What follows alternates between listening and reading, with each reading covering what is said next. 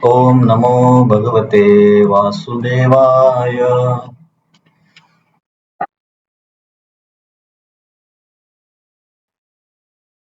ओम नमो भगवते वासुदेवाय।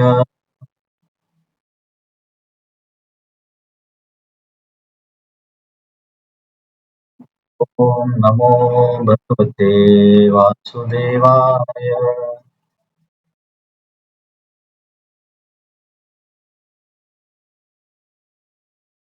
हरे कृष्ण। आज आपण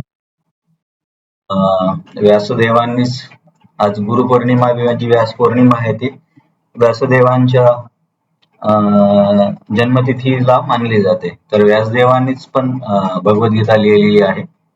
कारण सगळ्या वेदांचा, उपनिषदात आणि पुराणांचं लिखाण करून महाभारताचं लिखाण पण व्यासदेवांनीच केलंय. आणि महाभारताच्या भीष्म पर्वामध्ये भगवद्गीता आहे. तर आज आपण व्यासदेवांनीच लिखाण केलेल्या त्यांच्या साहित्याचा जो आपला अभ्यास चालू आहे त्याला पुढे घेऊन जाऊ. आपण दुसऱ्या अध्यायाचा उजळणी अभ्यास करत आहोत.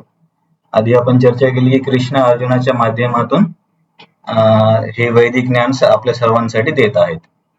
तर याला निमित्त करण्यासाठी अर्जुनाला या संभ्रमात टाकलं आणि त्या संभ्रमामुळे अर्जुनाने काही तर्क दिले कृष्णाला युद्ध न करण्यासाठी. पहिला तर्क अर्जुनाने दिला की माझ्या नातेवाईकांबद्दल मला करुणा किंवा दया भावना आहे, त्यांना मी कसं काय मारणार. तर याच्या उत्तरासाठी कृष्णाने ज्ञानयोग किंवा सांख्ययोग विस्तारात सांगितला की अर्जुन, शरीराच्या स्तरावरती विचार करू नकोस, आत्म्याच्या स्तरावरती विचार कर. आणि आत्मा हा नेहमीसाठी अमर आहे आणि प्रत्येक आत्म्याचं स्वतःचं अस्तित्व हे अनंत काळासाठी आहे, त्याच्यामुळे तू कोणाचं अस्तित्व संपवू नाही शकत. पण इथे याचा अर्थ असा होत नाही की हिंसेला मान्यता दिली आहे. फक्त इथे अर्थ असा आहे की अर्जुनाला त्याच्या कर्तव्यामध्ये स्थित करण्यासाठी भगवंतांनी अशा पद्धतीने ज्ञान दिलं. परंतु तेच वेद आपल्याला मा हिंसात सर्व भूतानी म्हणजे कुणाचीच हिंसा करू नये असं सुद्धा सांगतं. नंतर अर्जुनाने दुसरा प्रश्न केला होता की कृष्णा, तुम्ही माधव आहात, तुमच्या सानिध्यामुळे सर्व काही शुभ व्हायला पाहिजे, पण मला तर असं वाटतं की या युद्धातून काहीच शुभ होणार नाही, सगळं मला अशुभच दिसतंय. तर कृष्ण त्याच्या उत्तरासाठी सांगतात की सकाम कर्माच्या स्तरावरती कृष्ण बोलतात. सकाम कर्म म्हणजे आपलं नित्य वर्णाश्रमानुसार जे कर्तव्य आहे ते करून काही भौतिक गोष्टी मिळवण्याची इच्छा करणे. जसे की क्षत्रियांचं कर्तव्य आहे युद्ध करणे, ब्राह्मणांचं कर्तव्य आहे यजन याजन पठन पाठन दान प्रतिग्रह, वैश्यांचं कर्तव्य आहे कृषी व रक्षा वाणिज्य. अशा आपलं कर्तव्य करून काहीतरी भौतिक लाभ मिळवण्याचा इच्छा ठेवणे. तर या स्तरावरती कृष्ण अर्जुनला सांगतात की अर्जुन, समजा हे युद्ध तू जिंकलास तर तुला ही पूर्ण पृथ्वी मिळणार आहे राज्यभोग करण्यासाठी. तेव्हा तुला नक्कीच संपत्ती आली किंवा सन्मान पण मिळेल तर नक्कीच हे शुभ आहे आणि आनंदाचा पण अनुभव करशील. आणि समजा तर तुला असं वाटतं की भीष्म आणि द्रोण यांना पराभूत करणं तर अशक्य आहे, कारण हे जवळपास अमरच आहेत. भीष्म तर स्वतःच्या इच्छेने मृत्यू होईल असं त्यांना वरदान होतं. त्यामुळे जर तुला शंका असेल की मी असून सुद्धा की आपण जिंकू की नाही, आणि समजा तुझा मृत्यू झालाच तरी सुद्धा तुला स्वर्ग मिळेल, कारण सकाम कर्मानुसार तू तुझं कर्तव्य करतोय. आणि क्षत्रियांसाठी युद्धामध्ये जर मृत्यू मिळाला तर स्वर्ग मिळणार असं वेदांमध्ये प्रावधान आहे. तर दोन्ही परिस्थितीमध्ये तुला आनंद मिळणार आहे, त्याच्यामुळे तुझं जे दुसरं कारण आहे आनंद न मिळण्याचं ते काही बरोबर नाही. मग नंतर समोर चर्चा करताना कृष्ण अर्जुनाच्या तिसऱ्या कारणाबद्दल उत्तर देतात की अर्जुन म्हणतो, भगवंत, मला असं वाटतं की आपल्याच नातेवाईकांना जर मी मारलं तर मला पापकर्म लागतील किंवा मी पापाचा भागीदार होईल.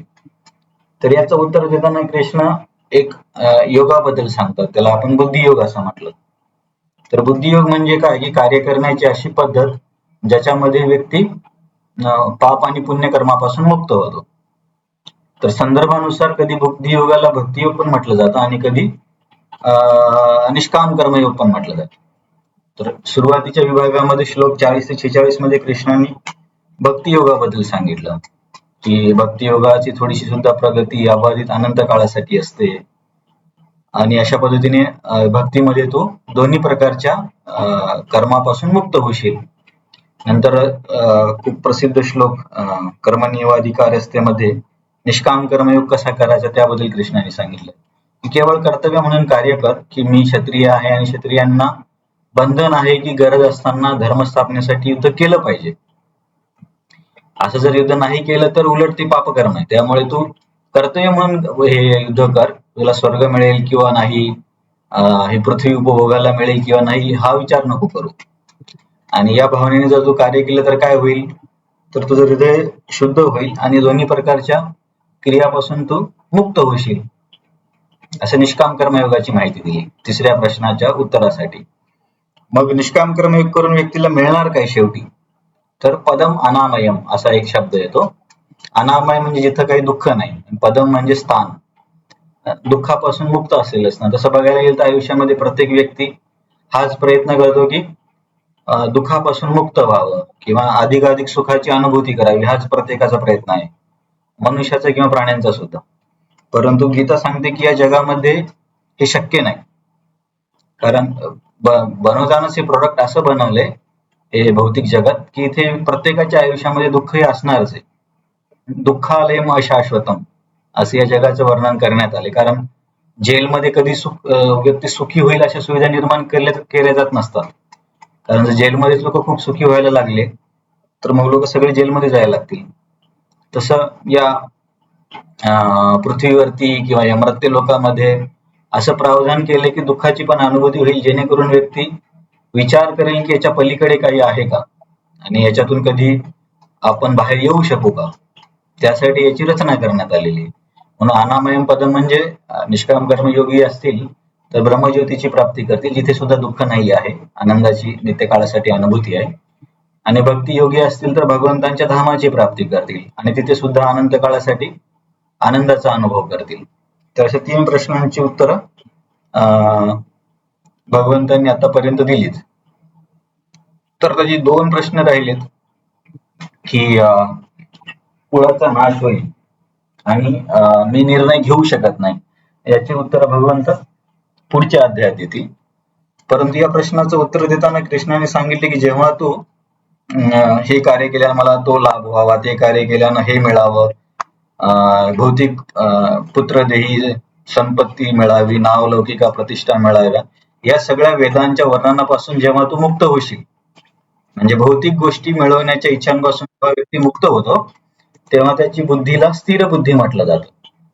मग अर्जुनाला एक कुतूहल निर्माण होतं की असा स्थिर बुद्धीचा व्यक्ती कसा असेल, त्याचं आचरण कसं असेल. तर त्या संदर्भामध्ये मग अर्जुनाने श्लोक नंबर 54 मध्ये 4 प्रश्न विचारले की भगवंत या व्यक्तीचे लक्षण काय आहेत, द्वंद्वामध्ये तो कसा वागतो, आपल्या इंद्रियांचा उपयोग कसा करतो, इंद्रिय संयम कसं करतो. आता या श्लोकाचं वर्णन आपल्यासाठी इथे पण वर्णन येतं आणि अध्याय नंबर 14 मध्ये पण वर्णन येतं की मुक्त आत्म्याचं लक्षणे काय आहेत. तर या वर्णनाचा उपयोग आपल्याला एक हा होऊ शकतो की समजा भक्ती करत असताना कधी आपल्याला वाटलं की मी खूप प्रगती केली आहे, कधी कधी असा विचार येऊ शकतो मनात की माझी खूप प्रगती झाली, तर तेव्हा आपण हे श्लोक काढून वाचलं पाहिजे की अरे खऱ्या पद्धतीने प्रगती झालेल्या व्यक्तीचे लक्षणं काय आहेत आणि ते लक्षणं माझ्यामध्ये आलीत का. म्हणजे नाही आले तर म्हणजे आपल्याला थोडस नम्र राहण्यासाठी पण मदत होऊ शकते. कारण काहीतरी एक चेक पॉइंट असला पाहिजे की ज्याच्यातून आपल्याला व्हेरिफिकेशन करता आलं पाहिजे की खरंच मी प्रगत आहे का. किंवा एखादा व्यक्ती जर असं सांगत असेल की मी आत्मसाक्षात्कारी आहे किंवा मी खूप प्रगत आहे, जसे की बरेचसे लोक म्हणतात असे, तर तेव्हा आपण या अभ्यासाने त्यांचं परीक्षण करू शकतो की जसं गीतेमध्ये वर्णन आहे तसं या व्यक्तीचं चरित्र आहे का, आणि आपण फसवणुकीपासून पण स्वतःचा बचाव करू शकतो. त्याच्यासाठी हे शास्त्र वाचन खूप आवश्यक आहे. तर अशा व्यक्तीचं सामान्य लक्षण काय आहे की या व्यक्तीने मनामध्ये इंद्रियतृप्तीच्या ज्या इच्छा आहेत त्या पूर्णपणे संपुष्टात आणलेल्या असतात. प्रजाहाती यदा कामान सर्वान पार्थ मनोगतान. मग इंद्रियतृप्तीच्या इच्छा जर संपून गेल्या तर मग व्यक्तीला आनंद कुठून मिळतो. प्रजाहाती यदा कामान सर्वान पार्थ मनोगतान आत्मनी एवात्मना तुष्ट. आत्मा हा आनंदाने बनलेला असल्यामुळे हा व्यक्ती स्वतःमधूनच आनंदाची अनुभूती करतो.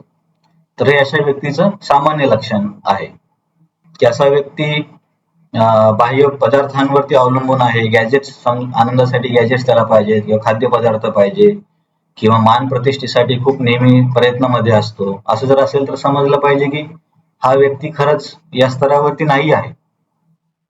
कारण की जर त्या स्तरावरती असेल तर अशा भौतिक इच्छा येणारच नाहीत. नंतर मग जो दुसरा प्रश्न होता की किम प्रभाषेत. किम प्रभाषेत म्हणजे कसा बोलतो किंवा द्वंद्वाला तो काय प्रत्युत्तर देतो. तर द्वंद्व परिस्थितीमध्ये व्यक्तीचं वर्णन काय आहे की दुःखा आणि सुखामध्ये दोन्हीमध्ये तो म्हणतो की हे केवळ माझ्या प्रारब्ध कर्मामुळे मला ह्या गोष्टी सामोरं जावं लागतंय आणि दोन्ही परिस्थितीमध्ये तो समभाव ठेवतो. दुःखामध्ये खूप जास्त हताश होऊन जात नाही आणि सुखामध्ये खूप जास्त वाहून जात नाही, असं हे प्रभाषेत म्हणजे द्वंद्व स्थितीमध्ये त्याचा मनोभाव. आणि तिसरा प्रश्न होता की असा व्यक्ती मग किम आसीत कसा बसतो किंवा कसं इंद्रिय नियंत्रण करतो. जसं कधी शाळेत मी तुम्हाला सांगितलं असेल, इस्कॉन मध्ये भक्तिशास्त्री, भक्ती वैभव असे काही कोर्सेस आहेत अभ्यासाचे. तर भक्तिशास्त्रीमध्ये भगवद्गीता, ईशोपनिषद, भक्तिरसामृत सिंधू आणि उपदेशामृत अशा 4 ग्रंथांचा अभ्यास केला जातो. त्याच्यावरती परीक्षा पण होते. तर एकदा परीक्षेमध्ये असा प्रश्न आला होता की स्थितप्रज्ञ व्यक्ती कसा बसतो.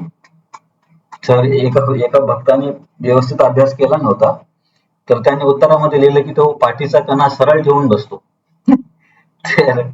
तर असं नाही व्हायला पाहिजे. म्हणजे शब्दांचा अर्थ काय हे आपल्याला थोडं लक्षात ठेवलं पाहिजे, नाहीतर मग कठीण होईल. तिथं बसणे म्हणजे पाठीचा कणा सरळ करून बसणे किंवा पद्मासनामध्ये बसणे असा अर्थ नाहीये. बसणे म्हणजे इंद्रिय नियंत्रण. तर हे थोडस समजून घ्यावं लागेल.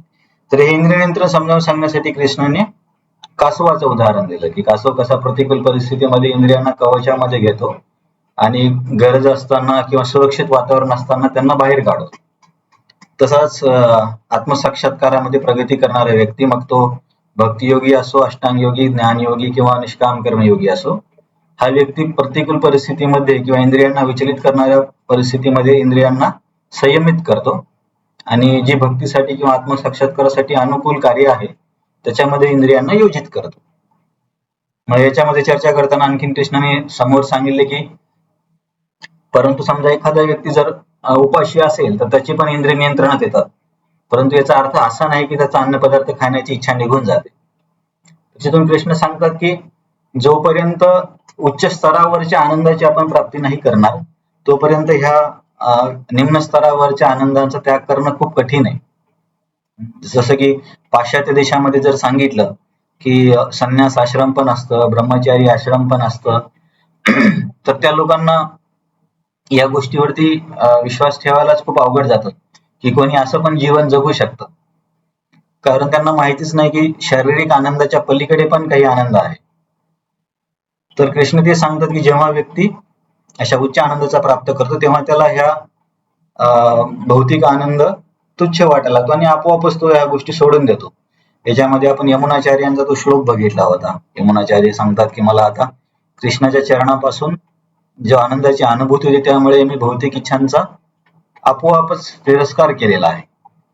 मग नंतर मग भगवंत समोर समजावून सांगतात की परंतु असं जरी असेल की व्यक्ती प्रयत्न करतो इंद्रिय नियंत्रणाचा, परंतु इंद्रिय आणि मन इतकं कठोर असतं किंवा इतकं शक्तिशाली असतं की चांगल्या व्यक्तीला पण भ्रमित करतं.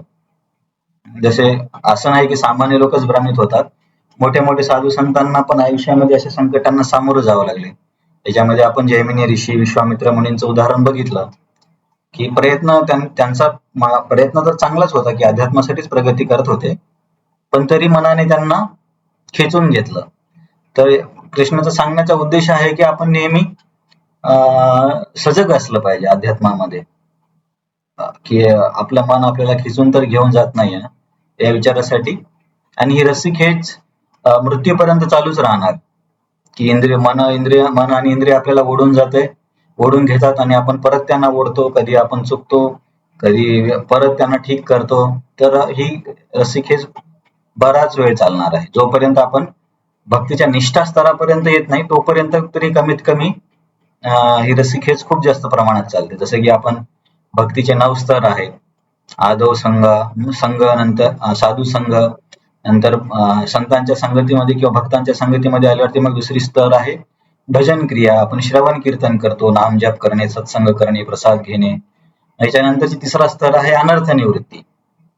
अनर्थ म्हणजे ज्या गोष्टीला काही अर्थ नाही किंवा आपल्या नेहमीच्या भाषेमध्ये हे जे विकार आहेत, क्रोध, लोभ, काम, हे, तर ही तिसरा स्तर आहे. आणि हा स्तर कधी कधी खूप जास्त वेळ चालतो.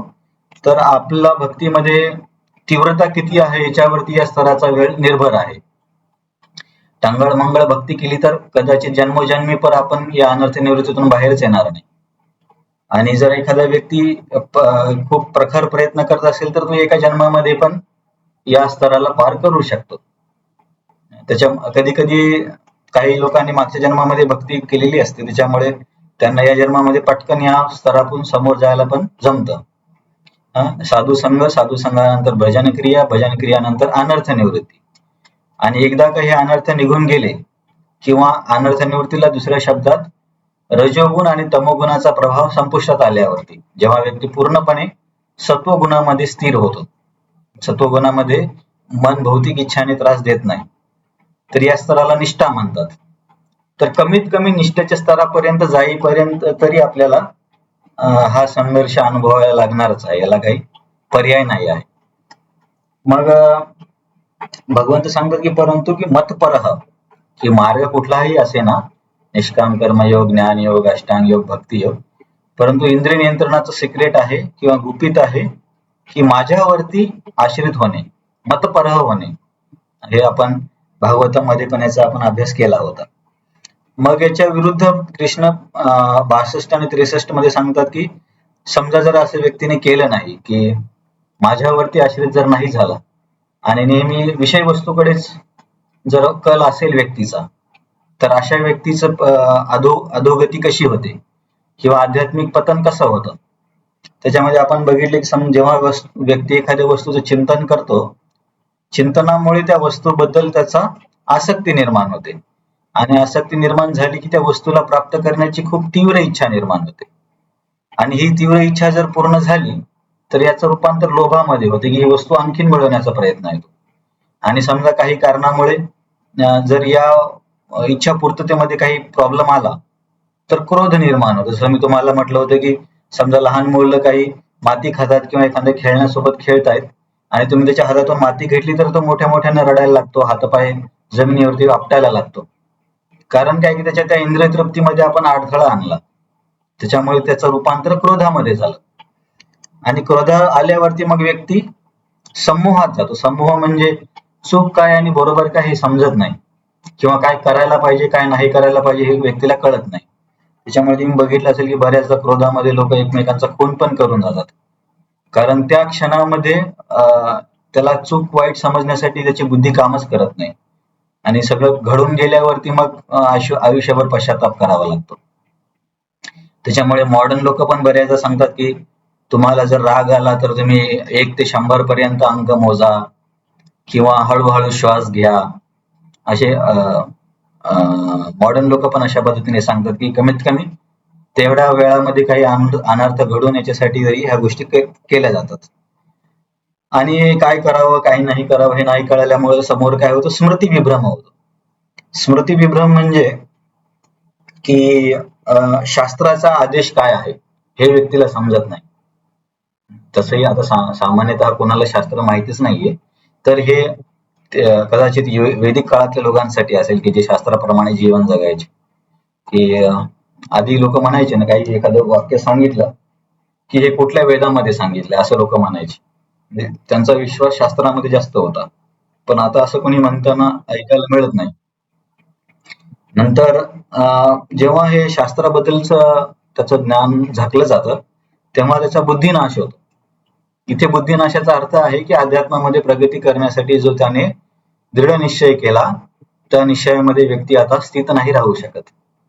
म्हणजे हळूहळू तो एक एक पायरी खाली खाली त्याची अधोगती होत जाते आणि मग शेवटी काय होतं, बुद्धिनाशात प्रणश्यती. प्रणश्यती म्हणजे तो व्यक्ती जन्म मृत्यूच्या चक्रामध्ये पुन्हा अधिकाधिक गुरफटत जातो. त्याने जो प्रगती केली ती प्रगती पण त्याची संपुष्टात येते. आता हे सांगून झाल्यावरती कृष्ण आता चौथ्या प्रश्नाचं उत्तर देत आहेत 64 पासून, की हा व्यक्ती मग इंद्रियांना योजतो कसा. तर इंद्रियांचं योजन करण्यासाठी भगवंतांनी 64 नंबरच्या श्लोकामध्ये सांगितलं की इंद्रियांना अशा पद्धतीने आपण वापरलं पाहिजे की राग आणि द्वेषापासून मुक्त. राग आणि द्वेषापासून मुक्त म्हणजे काय, की हा पदार्थ आवडतो म्हणून घ्यायचा आणि हा पदार्थ नाही आवडत म्हणून नाही घ्यायचा, या स्तरावरती न राहता ज्ञानाच्या स्तरावरती की हे माझ्यासाठी चांगलं आहे किंवा वाईट आहे, हा विचार करून वस्तूंचा उपयोग केला पाहिजे. जसं की समजा काही लोक म्हणतात की आम्ही पैशांना स्पर्श करणार नाही, ही माया आहे, किंवा काही लोक नेहमी पैशाच्याच मागे असतात. तर हे दोन्ही विचार करण्याची पद्धत राग आणि द्वेषावरती आधारित आहे. राग आणि द्वेष म्हणजे आसक्ती आणि अनासक्तीवरती आहे. परंतु इथे कृष्ण काय सांगतात की या दोन्ही भावना बरोबर नाहीयेत. तर पैशांचा उपयोग कशासाठी, समजा मी उदाहरण पैशांचं दिले, आपण गॅजेट, अन्न पदार्थ, कुठल्याही गोष्टीचं उदाहरण घेऊ शकतो की ठीक आहे, ह्या संपत्तीचा उपयोग मी कुटुंबाचं संगोपन करण्यासाठी आणि जेणेकरून की मला भक्तीमध्ये काही अडथळा येणार नाही त्यासाठी उपयोग करेल, अशी जर भावना असेल तर अशीच भावना असायला पाहिजे. अशा पद्धतीने जर इंद्रियांना योजलं तर मग त्या व्यक्तीसाठी काय होतं की सगळ्या दुःखाची हानी होते. सगळ्या दुःखाची म्हणजे त्याच्या आयुष्यामध्ये काही दुःख येत नाही असं नाहीये, कारण हे जगाचं स्वरूपच असं आहे की नेहमी काही ना काही इश्यू येतच राहणार. परंतु या इश्यूला सहन करण्याची क्षमता या व्यक्तीमध्ये निर्माण होते. प्रसादी सर्व दुःखांना हानिरस्योपजायते. तर अशा पद्धतीचा याचा लाभ काय होतो हे सांगितलं. आता आज आपण श्लोक नंबर 66 पासून अभ्यास करणार आहोत, की समजा जर व्यक्तीने मन नियंत्रण जर केलं तर त्याला काय मिळेल याचं आपण बघितलं. आता 66 मध्ये कृष्ण सांगतात की समजा नाही केलं तर काय होईल. नास्ति बुद्धिरयुक्तस्य न चायुक्तस्य भावना न चाभावयता शांतीर अशांतस्य कुत सुखम. जसं आपण आतापर्यंत चर्चा केली की सगळ्यांचा प्रयत्न काय आयुष्यामध्ये की सुखाची अनुभूती करण्याचा किंवा आयुष्यामध्ये सुख वाढवण्याचा. तर इथे कृष्ण काय सांगतात की सुखाचं रहस्य काय आहे. तर सुखाचं रहस्य काय आहे, किंवा आपण उलट्या पद्धतीने बघू नंतर आपल्याला सुखापर्यंत पोहोचू. समजा एखाद्या व्यक्तीचं जर इथे अयुक्त हा शब्द वापरलाय बघा श्लोकामध्ये, तुम्ही बघाल तर न अस्ति बुद्धीर अयुक्तस्य, नंतर न च अयुक्तस्य भावना, दोन वेळेस अयुक्त अयुक्त शब्द आलाय. तर अयुक्त म्हणजे प्रभुपादांनी भक्तीमध्ये असणं असा अर्थ दिलाय, परंतु आचार्यांच्या याच्यानुसार जर आपण बघितलं तर अयुक्त म्हणजे अनियंत्रित मन असलेला व्यक्ती. समजा मन अयुक्त नसेल तर काय होईल, अयुक्त असेल तर काय होईल, किंवा मन नियंत्रित नसेल तर काय होईल, त्या व्यक्तीचा आत्मसाक्षात्कारामध्ये किंवा अध्यात्मामध्ये बुद्धी स्थिर नाही होणार. कारण हे समजायला जास्त कठीण नाही ना. समजा एखादा विद्यार्थी अभ्यास करायला बसतोय, त्याचं मन नियंत्रित नाहीये, तर तो काय करणार की घडी घडी मोबाईलला बघणार किंवा इकडे तिकडे फिरणार किंवा लगेच कोणाला तरी बोलणार, कारण काय मन नियंत्रित नाहीये. मन नियंत्रित नसल्यामुळे ती बुद्धी त्या अभ्यासामध्ये स्थिर होत नाहीये. तसंच अध्यात्मामध्ये पण किंवा आत्मसाक्षात्काराच्या मार्गामध्ये, भक्तीमध्ये, कुठल्याही योगांमध्ये पण जर मन नियंत्रित नसेल तर बुद्धीला त्या मार्गामध्ये स्थिर करणं खूप कठीण जातं. आणि बुद्धी जर अध्यात्मामध्ये स्थिर नसेल तर मग आयुष्यामध्ये शांतता नाही येणार. आणि जर आयुष्यामध्ये शांतता नाही आहे तर मग सुखाची अनुभूती कुठून होईल. तर जर आपण जसं की गणितामध्ये सांगतात A equal to B, B equal to C equal to D असं सांगतात, तर A इक्वल टू डी. इथे जर ते जर समीकरण इथे लावलं आपण तर नियंत्रित मन बरोबर सुख असं समीकरण होऊ शकतं. नियंत्रित मन बरोबर म्हणजे इक्वल टू, जसं इंग्लिशमध्ये म्हणतात, मराठीमध्ये काय म्हणतात मला माहित नाही, बरोबरच म्हणत असेल. नियंत्रित मन बरोबर, त्याला आपण मराठीमध्ये काय म्हणतो, A इक्वल टू बी ला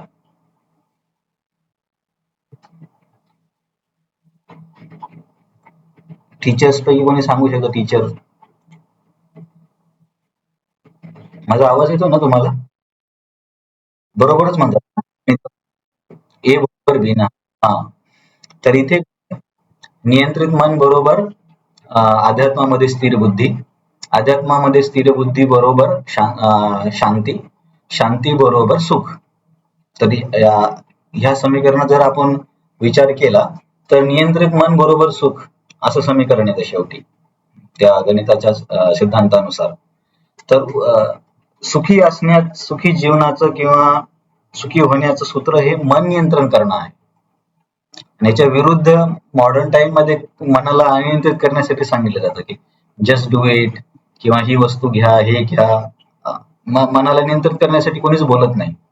त्याच्यामुळे आपण बघतो की सगळे लोक नेहमी काही ना काही शोक किंवा मोह किंवा परेशानीमध्येच असतात.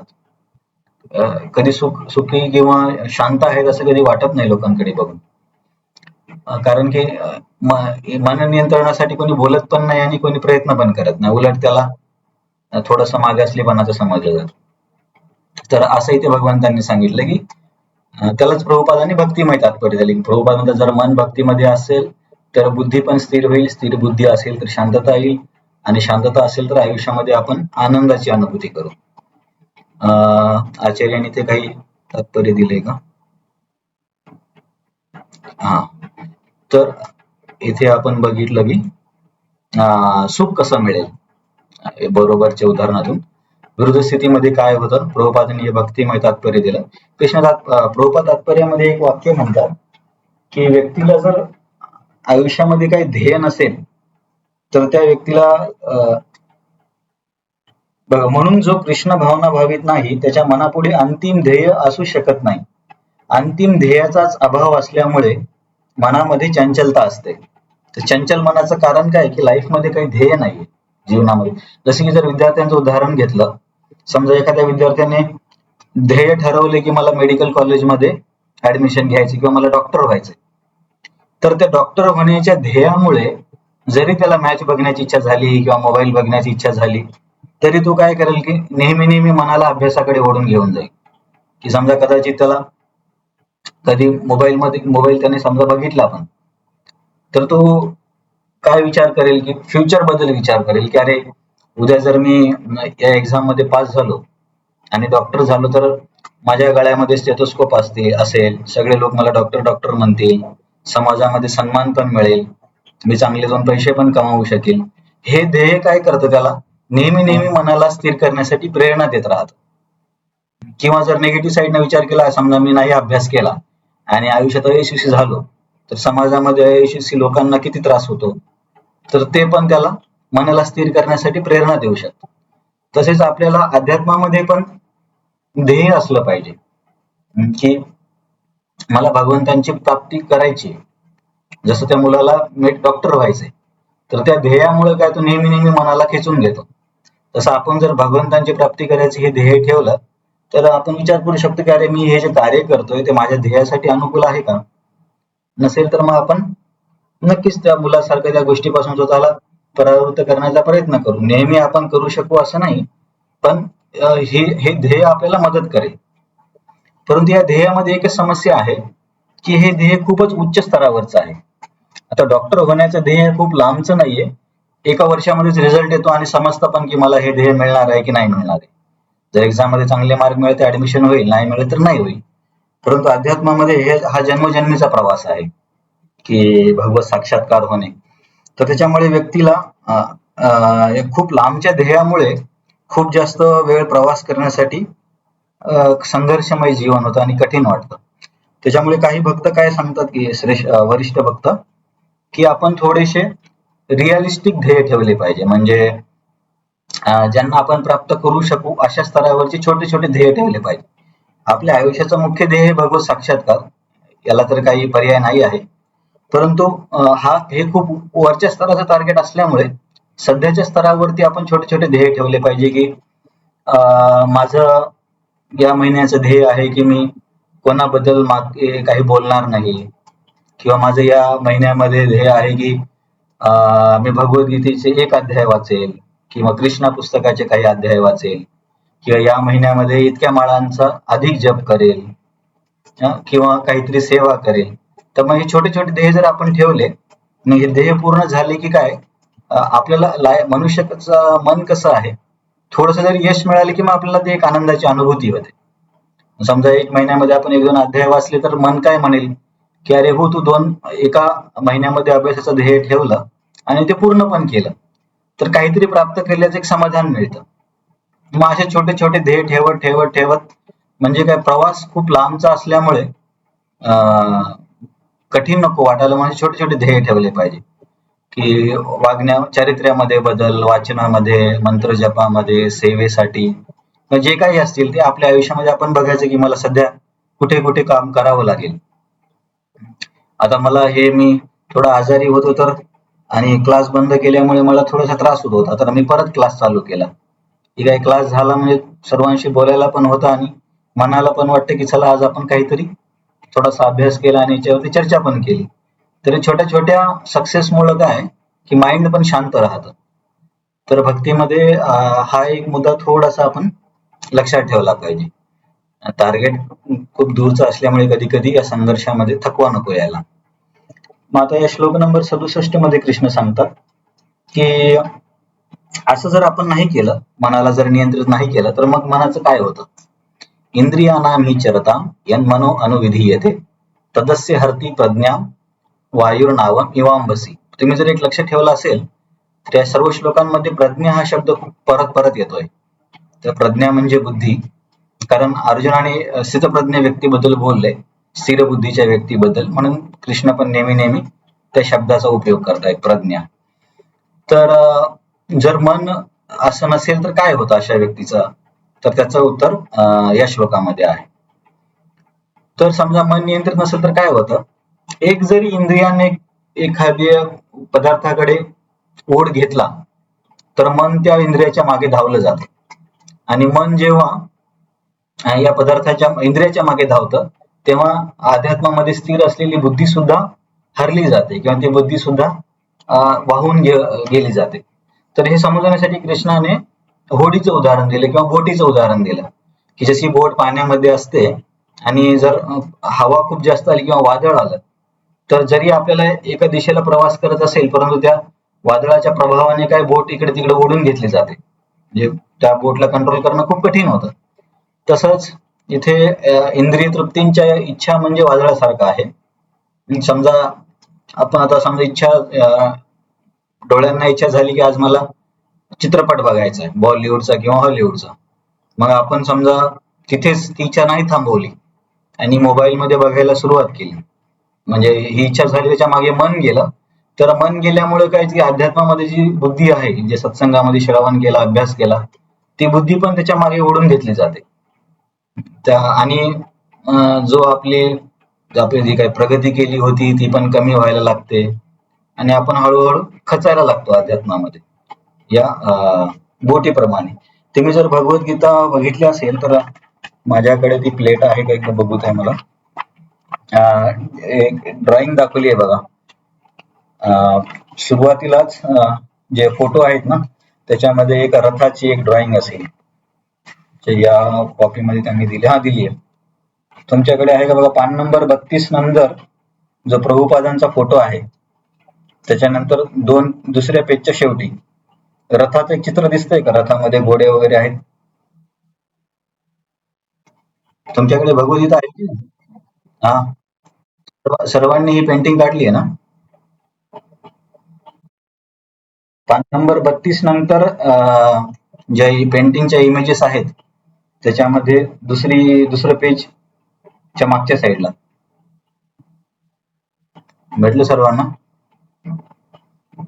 जयश्री माताजी तुम्हाला भेटले की नाही. ठीक आहे, सर्वांना मिळालं ना.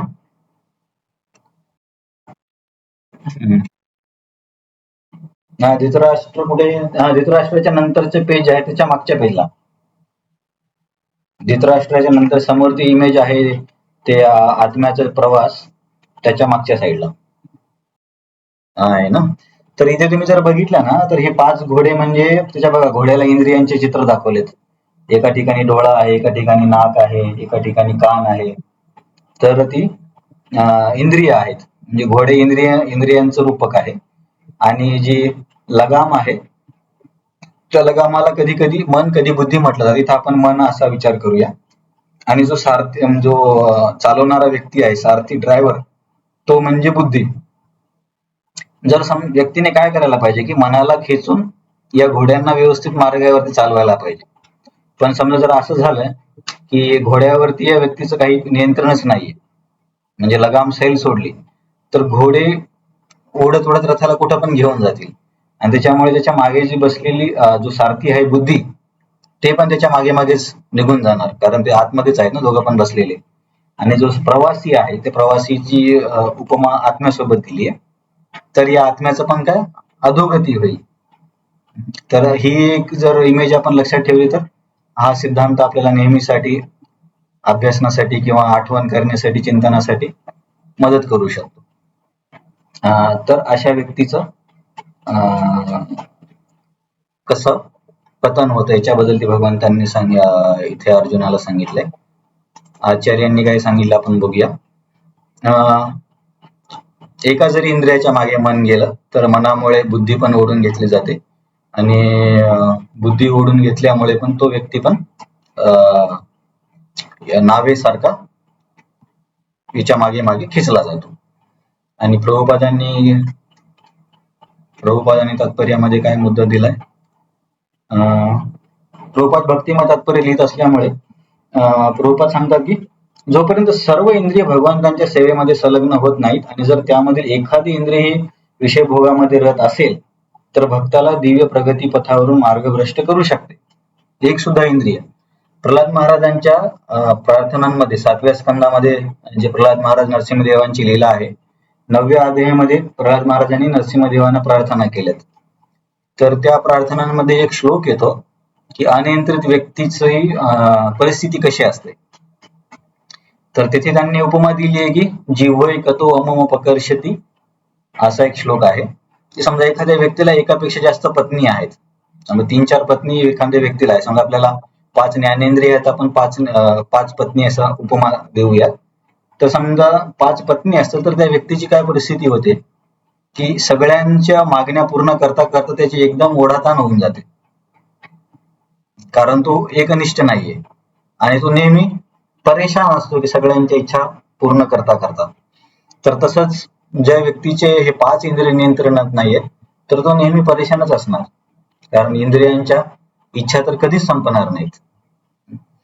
तर प्रल्हाद महाराजांनी असं उदाहरण दिलंय. त्याच्यामुळे प्रभुपाद नेहमी भक्ती संदर्भात सांगत असल्याने प्रभुपाद म्हणतात की यासाठी आपण काय केले पाहिजे की भक्तीमध्ये इंद्रियांना योजलं पाहिजे. की आपण आधी बघितलंय की जिभेचा उपयोग नामजप, प्रसाद ग्रहण, हातांचा उपयोग सेवेसाठी, डोळ्यांचा उपयोग भगवंतांचं दर्शन, अभ्यास, जे सगळे काही भक्तीचे कार्य करण्यासाठी केला पाहिजे.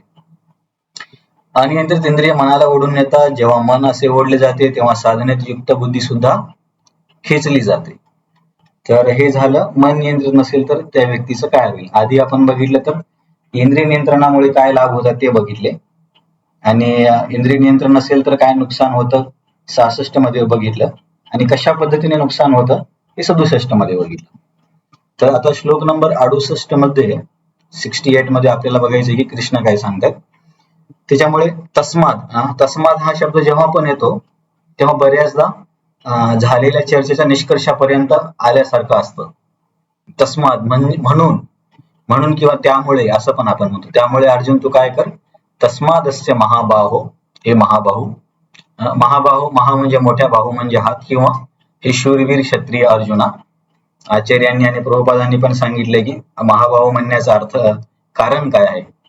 भगवंत इथे महाबाहू काय बोलतात अर्जुनाला अचानक, की अर्जुन तू सामर्थ्यशाली क्षत्रिय आहेस की आपल्या शारीरिक बळावरती तू बऱ्याच शत्रूंना नियंत्रणात आणलंय, तेव्हा त्याच पद्धतीने तू आपल्या आध्यात्मिक बळाच्या साहाय्याने या मनरूपी क्षत्रियाला किंवा इंद्रियांना नियंत्रणामध्ये आण.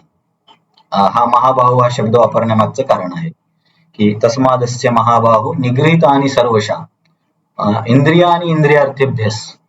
इंद्रिय म्हणजे इंद्रिय वस्तूकडे, इंद्रियानी म्हणजे इंद्रियांना, इंद्रिय अर्थ, इंद्रियांचा अर्थ काय, इंद्रियांची वस्तू, जसं की जिभेचा पदार्थ, कानाचा ध्वनी, तर त्यापासून त्यांना पूर्णपणे नियंत्रित करणार अर्जुन.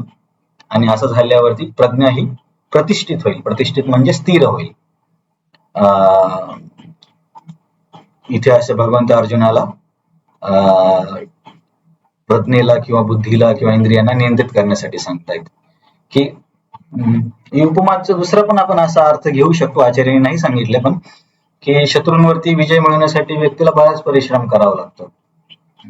आता आपण कधी अशा पद्धतीच्या लढाईमध्ये बघितल्या नाही किंवा आपण लढाईमध्ये प्रत्यक्षात गेलो नाही, परंतु तिथे तर एकदम जीवच दावावर लागलेला असतो आणि खूप कठीण परिश्रम करावे लागतात. आपण बाजीप्रभू देशपांडे वगैरे यांचं जीवनचरित्र जेव्हा बघतो किंवा तानाजी मालुसरे, तर बराच युद्धामध्ये खूप मेहनत असते. तसंच इंद्रिय नियंत्रणामध्ये पण मेहनत तर लागणारच. आणि युद्धामध्ये ज्या मेहनती व्यक्तीने व्यवस्थित नाही केली किंवा पराभूत झाला तर त्याचा मृत्यू होईल.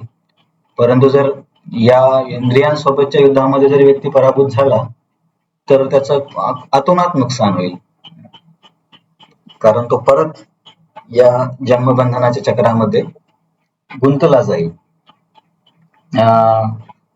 महाबाहोचे आपण अर्थ बघितला. स्थितप्रज्ञ व्यक्तीचे मन भगवंतांमध्ये असल्याने इंद्रिय नियंत्रण आपोआप होते, पण साधकाला सराव करून हा स्तर मिळवावा लागेल. कारण इथे भगवंत अर्जुनाला काय म्हणतात की तू इंद्रिय नियंत्रित कर म्हणजे नाही आहेत. ज्या व्यक्तीचे आहेत नियंत्रित त्याला कर कशाला म्हणणार आपण समजा एखाद्या व्यक्तीला जेवण करा असं कधी म्हणणार की त्यांचं जेवण झालं नसेल तर? जेवण झालेल्या व्यक्तीला लगेच थोडी म्हणणार जेवण करा. तर जी व्यक्ती या आत्मसाक्षात्कारी स्तरावरती पोहोचलेली आहे कुठल्याही मार्गामध्ये, ज्ञान, अष्टांग, कर्म, भक्ती, तर या व्यक्तीचे इंद्रिय नियंत्रणात असतात. परंतु कुठल्याही मार्गामध्ये जेव्हा व्यक्ती सुरुवात करतो तेव्हा तो साधकच असतो. तर या साधक स्तरामध्ये त्याला प्रयत्न करावे लागतील. जेव्हा साक्षात्कारी स्तरावरती गेल्यावरती इंद्रिय नियंत्रण आपोआपच होतं, पण सुरुवातीला सगळीकडेच परिश्रम करावे लागतात. जसं आज मी एका डॉक्टरकडे गेलो होतो, आयुर्वेदिक डॉक्टरकडे, तर त्यांनी माझी नाडी बघितली आणि सांगितले की तुमचा स्वभाव खूप सिरियस आहे म्हणे, तुम्ही एवढे सिरियस का राहता? मी म्हटलं मला माहिती नाही, मी असंच आहे आधीपासून. तर मग त्या म्हटले की आपण ऍक्च्युली त्यांनी चांगलं सांगितलं, मला पण थोडं नम्र झाल्यासारखं वाटलं त्या डॉक्टरांमुळे, की त्या म्हटले की आपण काय करतो की सगळ्या गोष्टी आपल्या नियंत्रणात घेण्याचा प्रयत्न करतो, की सगळं आपल्या मनानुसार झालं पाहिजे, वेळेवर झालं पाहिजे, प्लॅनिंग करणं. तर त्या म्हणतात की थोडंसं आपण भगवंतांवरती पण निर्भर राहिलं पाहिजे. तर आणि त्यांनी सांगितलं की माझे गुरु म्हणे, त्यांचा गुरूंचा फोटो समोरच होता म्हणे, ते पण अध्यात्मामध्ये होते आणि नेहमी ते शांत स्वभावाचे असायचे, म्हणजे कधी सिरियस नव्हते म्हणे. मग मी त्यांना सांगितलं की तुम्ही बोलताय ते बरोबर आहे, परंतु तुमच्या गुरुने प्रगती करून त्या साक्षात्कारी स्तरापर्यंत पोहोचले ते, पण मी सध्या साधक आहे आणि मी सुरुवात करतोय. तर मला ह्या गोष्टी समजतायत की भगवंतांवरती आश्रित झालं पाहिजे, पण आयुष्यामध्ये उतरवायला आणखी मी त्या स्तरापर्यंत नाही पोहोचलोय. तर त्या म्हटल्या हा बरोबर आहे, प्रयत्न करावा लागेल. तर मला पण चांगलं वाटलं, शिकायला भेटलं त्यांच्याकडून. पण बऱ्याचदा गोष्टी समजतात, पण त्याला कसं एक्झॅक्टली उतरवायचं कठीण जातं. त्या जस्ट आता आपण थोडा साईड विषय घेऊन तुम्हाला मी विचारतो, भगवंतांवरती आश्रित व्हायचं म्हणजे तुमच्या मनाने काय केलं पाहिजे व्यक्तीने? कोणाला बोलायचं तर हँड रेस करा.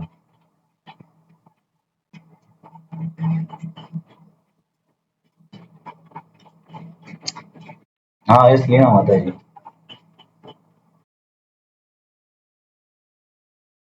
हो, पण प्रॅक्टिकली कसं करणार हे आपल्याला थेरॉटिकली माहिती आहे. मला त्या माताजी तशाच बोलल्या, पण मी त्यांना तेच म्हटलं की मला समजतंय हे, पण एक्झॅक्टली करायचं कसं? कारण तुम्ही सर्वांनी आता गृहस्थ आश्रमामध्ये बऱ्याच जबाबदारी बघितल्या ना, तर बऱ्याच उतार चढावांना बघितलं असेल, तेव्हा तुम्ही अशा परिस्थितीमध्ये कसं करता?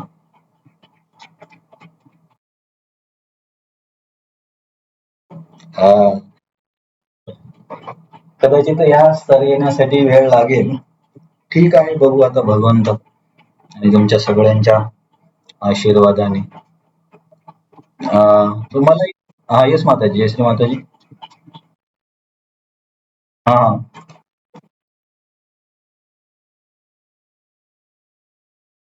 हा पण ते समजतं.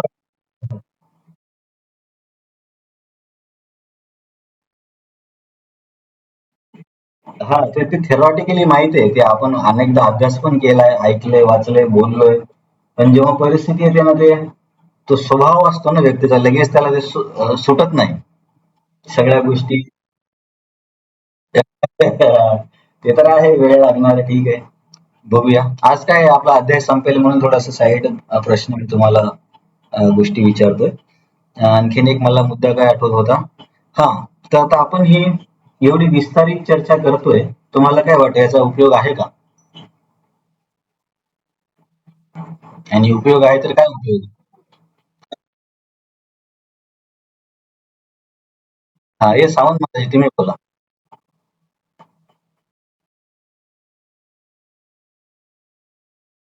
हा, पण समजा आपल्याला हे सगळं, आपल्याला हे माहितच आहे की आपण हरे कृष्णाचा जप केला पाहिजे, प्रसाद घेतला पाहिजे आणि भक्ती केली पाहिजे. मग हे सगळं ज्ञान, योग, निष्काम, स्थितप्रज्ञ हे सगळं जाणणं गरजेचं आहे का?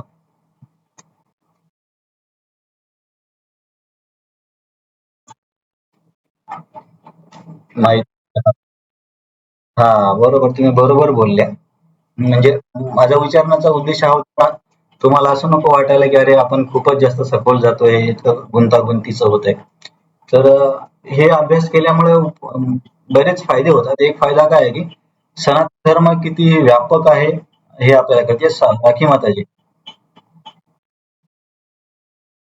डावरी माता. हा, बोला ना. येस.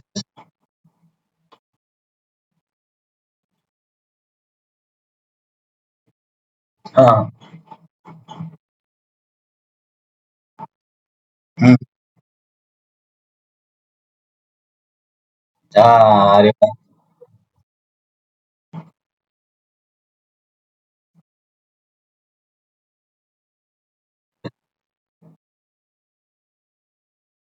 हा, वा वा वा, खूप छान सांगितलं तुम्ही.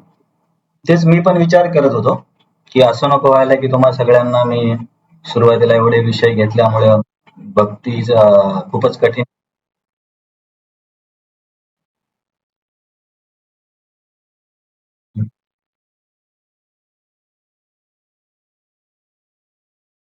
हा.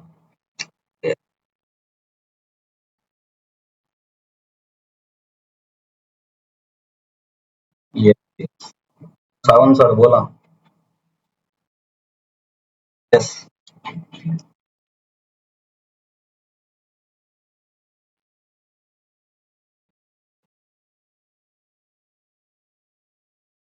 हा.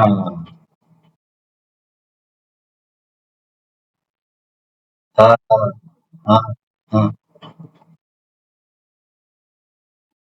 हा. हा, त्यांनी संन्यास.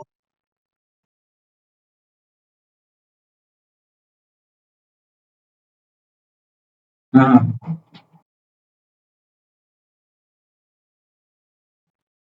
अरे बापरे, हा, मी पण ऐकलं झाले म्हणून.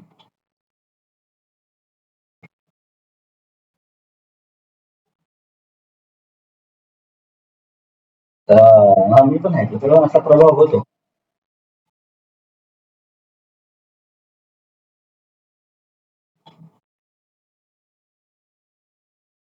अरे वा. हा, तर मी पण तोच विचार करतो की तुम्हाला सगळ्यांना असं नको वाटायला की विषय कठीण आहे. विषय कठीण आहेत, मला पण समजायला वेळ लागला. पण मी ब्रह्मचारी आश्रम मध्ये पहिले किती 5-6 वर्ष नेहमी कन्फ्युज असायचो की अरे हे ज्ञान योग काय आहे, निष्काम कर्म योग काय आहे. प्रभुपाद सगळीकडे भक्ती भक्ती सांगतात, मग सगळं एकसारखं कसं काय असेल. तर मी काही वरिष्ठ भक्तांना विचारायचो. तर काही भक्त मला म्हणायचे की अरे ये सबका कुछ जरूरत नहीं है, सेवा करो, सेवा से सब कुछ आ जाएगा. तर तसे काही सांगायचे. काही लोक म्हणायचे की जास्त इतका अध्ययन करण्याची गरज नाही. तर मला नेहमी थोडस प्रश्न असायचे किंवा असं असमाधानी वाटायचं. पण इकडे आल्यावरती बलराम सत्य प्रभूंच्या क्लास अटेंड केल्यावरती मला हे सगळं समजलं थोडं थोडं. मग त्याच्यामुळे काय एक मनामध्ये चित्र क्लिअर झालं की सगळं कुठे काय आहे. याचा हा एक लाभ होतो आणि एक पण समजतं की सनातन धर्म किती व्यापक आहे. आपण असं म्हणणार की आमच्या याचं असंच करा नाही तर तुमचं काही खरं नाही, असं नाही. सनातन धर्म किती व्यापक आहे, किती विचारधारा आहेत. आणि सगळ्या मार्गामध्ये प्रगती लोक कशा पद्धतीने करतात, त्यांचा पण संघर्ष काय आहे, या सगळ्या गोष्टी पण आपल्याला समजायला मिळतात. नाही आणि गीता तर अशी आहे की जरी अभ्यास केला तरी कमीच आहे. ठीक आहे, आपण हे श्लोक संपूया. नंतर मी तुम्हाला एका संताचं थोडीशी कथा सांगतो. मला एक त्यांचं लाईफ आवडली होती, तर इथे साधकापर्यंत आपण चर्चा केली. तर या श्लोकामध्ये आपण काय बघितलं की त्यामुळे अर्जुन तू इंद्रियांना इंद्रिय विषयी वस्तूपासून पूर्णपणे नियंत्रित कर, असं साधकांसाठी हा उपदेश केलाय. तर या पुढच्या श्लोकामध्ये भगवंत काय सांगतात बघूया. या निशा सर्वभूतानां तस्याम जागर्ति संयमी यस्याम जागर्ति भूतानी सा निशा पश्यतो मुने. तर हा श्लोक पण खूप प्रसिद्ध आहे. तर या श्लोकाचे जर आपण शब्दार्थ आणि भावार्थ जर बघितले तर इथं काय सरळ सरळ अर्थ काय होतो की जी जीवांची रात्र आहे ती आत्मसंयमी व्यक्तीची जागृतीची वेळ आहे. आणि आत्मसंयमी व्यक्तीची जागृतीची वेळ म्हणजे ती जीवांची नाही, आत्मसंयमी व्यक्तीची रात्र म्हणजे जीवांची सकाळ आणि आत्मसंयमीची सकाळ म्हणजे जीवांची रात्र. शब्दशः अर्थ जर घेतला तर, किंवा आणखी शब्दशः अर्थाला आपण असं पण बघू शकतो की ज्या वेळेस आध्यात्मिक मार्गामध्ये प्रगती करणारे लोक जागतात त्यावेळेस भौतिकवादी लोक झोपतात, आणि ज्या वेळेस आध्यात्मिक लोक झोपतात तेव्हा भौतिकवादी लोक जागतात. जसं की अध्यात्मामध्ये प्रगती करणारे लोक आहेत की नेहमी असं सांगितलं जातं की लवकर झोपलं पाहिजे आणि ब्रह्ममुहूर्तावरती उठलं पाहिजे. ब्रह्ममुहूर्तावरती जप हा चांगला पण होतो आणि मन पण बऱ्यापैकी सत्वगुणामध्ये असतं, तर मदत होते. परंतु विरुद्ध जे इंद्रिय तृप्तीमध्ये असणारे लोक काय करतात की रात्री 3-4 पर्यंत डिस्को वगैरे मध्ये जातात. खास करून तुम्ही मुंबईमध्ये जर कधी गेलात तर मुंबईमध्ये डिस्को हा दिवसभर बंद असतात. ते असे जे परमिट बार वगैरे असतात डिस्को वगैरे, दिवसभर त्यांचं शटर डाऊन असतं आणि रात्र झाली की शटर उघडतं. म्हणजे जेव्हा बाकीच्या लोकांची दुकानं बंद होणार तेव्हा यांची दुकानं सुरू होतात. म्हणजे शब्दशः जरी अर्थ बघितला तरी इंद्रिय तृप्तीच्या मागे असणारे लोक आणि अध्यात्मामध्ये मागे प्रयत्न करणाऱ्या लोकांचं आयुष्य एकदम विरुद्ध दिशेने चालतं. जेव्हा हे लोक 4 वाजता उठतात आणि जप वगैरे किंवा अष्टांग त्यांची साधना ज्या ज्या मार्गानुसार साधना करतात त्यावेळेस हे लोक काय करतात की रात्रभर इंद्रिय तृप्ती करून नशापान करून झोपतात. आणि जेव्हा आध्यात्मिक लोक रात्री झोपतात तेव्हा हे लोक निशाचरासारखे रात्री जागतात आणि त्यांच्या ह्या गोष्टी करायला लागतात. जसं आमच्या मेडिकल कॉलेजमध्ये जेव्हा होतं तेव्हा मी पण काही दिवस असंच केलं. काही कॉलेजमध्ये मुलं काही पण करतात. जसं की आमच्या कॉलेजमध्ये आम्ही काय करायचो, जेव्हा परीक्षा आल्या की रात्री 4 पर्यंत अभ्यास करायचा लायब्ररीमध्ये बसून. 4 वाजता मग आमच्या कॉलेजच्या समोर एक मावशी यायची प्रसाद घेऊन, बरेच काय काय पदार्थ घेऊन यायची, पोहे, उपमा, शिरा वगैरे. तर तिच्याकडून जेवण करायचं 4 वाजता आणि 4:30-5 ला जाऊन रूम वरती झोपायचं आणि दुपारी 2 वाजता उठायचं. तर हे एकदम विरुद्ध जीवन होतं. मग मी फक्त काही 1-2 आठवडा केला, नंतर मला कळालं की एकतरी काय माझा अभ्यास पण व्यवस्थित होत नाहीये आणि अल्सर वगैरे ह्या गोष्टी पण व्हायला लागल्या. कारण प्रकृतीच्या विरुद्ध चाललो ना आपण, रात्री झोपायला पाहिजे. त्याच्यामुळे शरीरामध्ये ऍसिड वगैरे निर्माण होऊन अल्सर वगैरे सगळं व्हायला लागलं. तर तेव्हा मला कळालं की खरंच हे कसे विरुद्ध दिशेने जाणार आयुष्य. हा झाला शब्दार्थ. आणि जर भावार्थ जर घेतला तर आत्मसाक्षात्कारी व्यक्तीची सकाळ किंवा जागृतीची वेळ म्हणजे की त्यांना आत्मसाक्षात्कारी साधनेमध्ये रुची आहे. आणि भौतिकवादी व्यक्तीची रात्र म्हणजे त्या व्यक्तीसाठी ही आध्यात्मिक प्रगती म्हणजे रात्रीप्रमाणे आहे, कारण त्याला याच्यामध्ये काही रुचीच नाहीये. जसं मी तुम्हाला या पाश्चात्य लोकांचं उदाहरण दिलं, त्यांना जर सांगितले की अशा प्रकारे इंद्रिय नियंत्रणाचं जीवन जगलं पाहिजे तर त्यांना ह्या गोष्टी समजतच नाही, कारण त्यांची याच्यामध्ये रुची नाहीये. तर शब्दार्थ काय आहे की सरळ सरळ दोन्ही व्यक्तींचा वेळ एकदम उलटा आहे काम करण्याचा. आणि भावार्थ काय आहे की दोन्ही व्यक्तीच्या आवडी पण भिन्न आहेत. आत्मसाक्षात्कारी व्यक्तीला इंद्रिय संयमन, मंत्र जप किंवा साधनेमध्ये रुची आहे, तर भौतिकवादी व्यक्तीला त्या गोष्टीमध्ये रुची नाही, त्याच्यासाठी त्या गोष्टी रात्री आहेत. आणि याच्या विरुद्ध भौतिकवादी व्यक्तीला इंद्रिय तृप्तीमध्ये किंवा हे डान्स, डिस्को बार वगैरे मध्ये जाण्यामध्ये रुची आहे. तर आत्मसाक्षात्कारामध्ये जो प्रयत्न करतोय त्याच्यासाठी ही गोष्ट म्हणजे रात्र आहे. थोडक्यात दोन्ही व्यक्तीचं आयुष्य हे विरुद्ध दिशेने जाणार आहे. तर अशा पद्धतीने या श्लोकाला आपण समजू शकतो. पुढच्या एका श्लोकामध्ये कृष्णाने खूप चांगली उपमा दिली आहे इंद्रिय नियंत्रणासाठी. आपूर्यमाना अचल प्रतिष्ठम समुद्रमाप प्रविशन्ति यद्वत् तद्वत् कामायं प्रविशन्ति सर्वे स शांतिमाप्नोति न कामकामी. तर आपण जर समुद्राचा बऱ्याचदा अभ्यास करताना श्लोक सरळ सरळ लक्षात ठेवायला कठीण जातात, तेव्हा आपण अशा ह्या पिक्चर इमेजेस किंवा अशा उपमा जर लक्षात ठेवल्या तर उपमा लगेच लक्षात राहतात. जसं की आपण त्या रथाचं उदाहरण लक्षात ठेवलं तर आता हे बऱ्याच वेळासाठी आपल्या लक्षात राहू शकतं. याच्या आधी आपण त्या नावेची उपमा लक्षात ठेवली तर तो पण सिद्धांत लक्षात बऱ्याच वेळासाठी राहू शकतो. तसंच इथे एक उपमा जर आपण लक्षात ठेवली तर आयुष्यामध्ये समाधानी होण्याचं एक सिद्धांत आपल्याला लक्षात राहू शकतो बऱ्याच काळासाठी. इथे कृष्णाने उदाहरणासाठी समुद्राची तुलना केली. समुद्र हा शब्द आहे बघा, समुद्र माप, आप म्हणजे पाणी. तर कृष्ण काय म्हणतात की समुद्रामध्ये नेहमी पाणी येत राहतं. नद्या हजारो लाखो लिटर पाणी नद्या समुद्रामध्ये आणून टाकत राहतात क्षणोक्षणी. त्यातल्या त्यात पावसाळ्यामध्ये तर अधिक पाणी येतं समुद्रामध्ये. पण असं कधीच होत नाही की समुद्र सांडतोय. आता समुद्राची जागा भरली आणि समुद्र सांडायला लागलाय. समुद्रामध्ये किती जरी पाणी आलं तरी त्याची पातळी वाढत नाही. आता हे आईस मेल्टिंग वगैरे ते उदाहरण लक्षात नका घेऊ, कारण प्रत्येक उदाहरणाची एक मर्यादा असते. त्या मर्यादेच्या बाहेर जर आपण त्याला खेचलं तर मग उदाहरण बरोबर काम नाही करत. फक्त आपण सध्या नद्यांचं उदाहरण लक्षात घेऊ, हे ग्लोबल वॉर्मिंगचं उदाहरण नाही घेणार, की अशा पद्धतीने जरी पाणी आलं तरी समुद्र ओसांडून वाहत नाही, तो तसा त्याच प्रमाणामध्ये असतो. तर इथे आत्मसाक्षात्कारामध्ये प्रगती करणाऱ्या व्यक्तीच्या मनाची तुलना समुद्रासोबत केली आहे. मनाची म्हणा किंवा बुद्धीची म्हणा किंवा चांगला शब्द चेतनेची म्हणा, अशा व्यक्तीच्या चेतनेची तुलना समुद्रासोबत केली आहे. समुद्रामध्ये असंख्य नद्या भरपूर पाणी आणतात तरी समुद्र ओसांडून वाहत नाही. तसाच या व्यक्तीची चेतना समुद्राप्रमाणे गंभीर असते, गंभीर किंवा सखोल असते. त्याच्यामुळे मनरूपी नदीतून इच्छारूपी पाणी किती जरी येत असलं, म्हणजे मनाची इच्छा किती असंख्य आहेत. मी आता मला आठवत नाही, मी इंटरनेटवरती वाचलं एका दिवसामध्ये व्यक्तीच्या मनामध्ये किती विचार येतात, असं काहीतरी लाखो करोड असा काहीतरी आकडा दिला होता. तर असे असंख्य विचार, असंख्य इच्छा, आकांक्षा, हे जे पाणी आहे हे नेहमी चेतनेमध्ये मनामुळे येतच राहणार. पण तेव्हा व्यक्तीने समुद्राचा विचार केला पाहिजे की समुद्र कसा नेहमी आपल्या त्या स्तरावरतीच राहतो. तसं आपली चेतना अशी असली पाहिजे, ठीक आहे इच्छा तर येणार आहेत पण मला गंभीर राहिलं पाहिजे. तर अशा व्यक्तीला काय मिळतं, स शांती मापनोती न कामकामी. तर शांतीचा एक अर्थ आपण आनंद पण घेऊ शकतो किंवा शांतीचा दुसरा अर्थ आत्मज्ञान असा पण होतो. आचार्यांनी आत्मज्ञान असा अर्थ दिलाय. परत हा सिद्धांत आला बघा. आधी पण आला होता की जो इच्छा पूर्ण आनंदी होण्याचं समाधान, आपण ए इक्वल टू बी अशी चर्चा केली होती.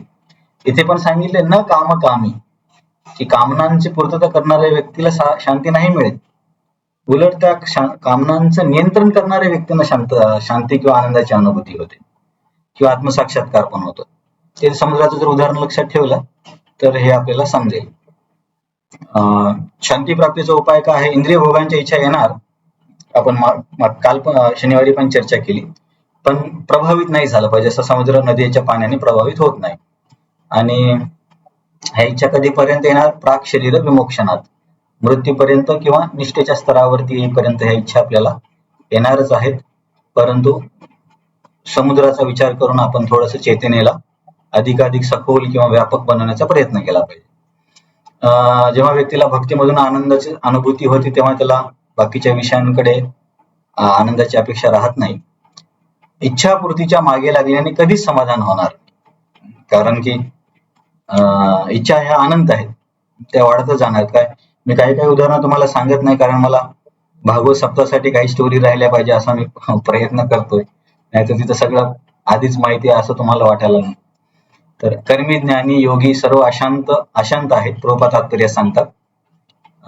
चैतन्य चरितामृत मध्ये एक श्लोक येतो, भुक्ती मुक्ती सिद्धी कामी सकली अशांत कृष्ण भक्त निष्काम अतएव शांत.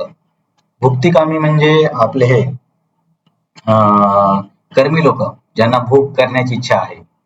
मुक्तिकामी म्हणजे हे ज्ञानीवाले, आणि सिद्धिकामी म्हणजे अष्टांगयोगीवाले. अष्टांगयोगामध्ये सिद्धी मिळतात, वस्तूंची प्राप्ती करणे, शरीराला छोटा मोठा करणे. तर ह्या इच्छा भौतिक इच्छा असल्यामुळे त्या लोकांना कधीच शांततेची अनुभूती होत नाही. परंतु कृष्ण भक्त निष्काम, कृष्ण भक्तच खऱ्या अर्थाने निष्काम आहे. कारण कृष्ण भक्तांचा विचार काय असतो की भगवंतांच्या इच्छेसाठी मला करायचं. त्याच्यामुळे केवळ भक्तीमध्येच व्यक्तीला शांततेचा अनुभव होऊ शकतो, असे भगवंत इथे अर्जुनाला सांगत आहेत. आता आपण 71 नंबरचा श्लोक बघूया. विहाय कामान यः सर्वान पुमां चरति निष्प्रियः निर्ममो निरहंकार शांतीम अधिगच्छति. परत शांती हा शब्द आलाय की आधी उदाहरण उपमा दिली समुद्राची आणि ते काय करायचं ते सांगितलंय. विहाय कामान, विहाय म्हणजे सोडून द्या किंवा त्याग करा. कशाचा? कामान, इंद्रिय तृप्ती करिता असणाऱ्या भौतिक इच्छा. भौतिक इच्छांचा त्याग करायचा म्हणजे सगळ्याच इच्छांचा त्याग करायचा असा नाही, कारण आपण दगड नाही सगळ्या इच्छा सोडून द्यायला.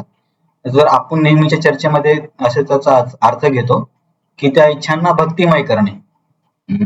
समजा मोबाईलची इच्छा आहे तर ठीक आहे, मोबाईलचा उपयोग भक्तीसाठी केला पाहिजे.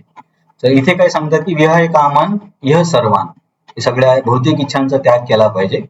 आणि जो व्यक्ती भौतिक इच्छांचा त्याग करतो, पुमाम चरति निष्प्रिय, पुमांस म्हणजे व्यक्ती, इथे स्त्री आणि पुरुष दोन्ही सुद्धा आहेत.